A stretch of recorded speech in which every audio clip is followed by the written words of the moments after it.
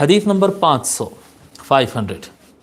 عن عبد الله بن عمرو رضي الله عنه قال من صلى على النبي صلى الله عليه وآله وسلم واحدة صلى الله عليه وملائكته 70 صلاة. ٹھیک ہے.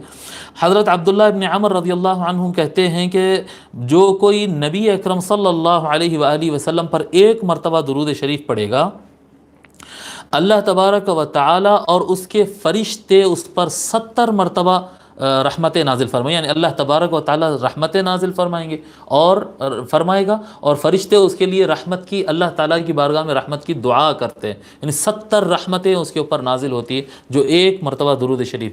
10 رحمتیں اللہ تعالیٰ نازل فرماتا ہے اور پھر فرشتوں کی دعا سے اور 60 رحمتیں اس میں اضافہ ہو جاتی ہے. اس کو امام احمد بن حنبل نے روایت کیا.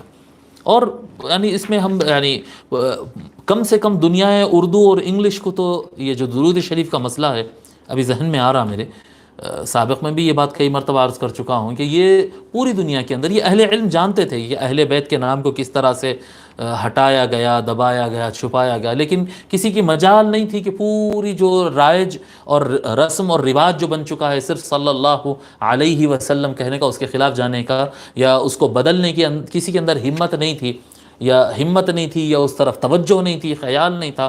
شیخ الاسلام علامہ طاہر القادری صاحب دامت برکاتہم العالیہ کی یہ کارناموں میں سے یہ کارنامہ ہے. حالانکہ دکھنے میں چھوٹا لگ رہا ہے لیکن آپ نے اپنی زبان پر اتنی مرتبہ دہرایا. آپ جب ان کی زبان سے سنیں گے تو صلی اللہ علیہ وآلہ وسلم سنیں گے آپ. اور یہ کتاب ہم بچپن سے دیکھ رہے ہیں، یعنی اس زمانے میں جب کہ عرب و عجم میں کوئی وآلہ وسلم کہیں سننے میں نہیں آتا تھا، اب زیادہ سننے میں آ رہا ہے، پہلے کہیں سننے میں ہی نہیں آتا تھا. صلی اللہ علیہ وسلم سنتے تھے، صرف آلہ کا لفظ سنتے ہی نہیں تھے. لیکن اس زمانے سے ہم دیکھتے ہیں کہ شیخ الاسلام کی کتاب میں یہ جو مارک ہوتا ہے، ریڈی میڈ مارک، اس کے اندر بھی جب وہ لکھتے ہیں صلی اللہ علیہ وآلہ وسلم ہے اس کے اندر. باقی آپ دوسرے لوگ کی کتابوں میں دیکھیں تو صلی اللہ علیہ وسلم رہتا ہے. آپ دیکھ لیجئے کبھی اردو کی کتابیں ہوں یا انگلش کی کتابیں ہوں، کامن کتابوں میں اردو، انگلش، عربی جس میں بھی آتا ہو تو صلی اللہ علیہ وسلم آتا ہے. جی صلی اللہ علیہ وسلم. جبکہ شیخ الاسلام کی کتابوں میں آپ غور سے دیکھیں اس میں وآلہ پورا مد کے ساتھ نظر آئے گا آپ کو، صلی اللہ علیہ وآلہ وسلم.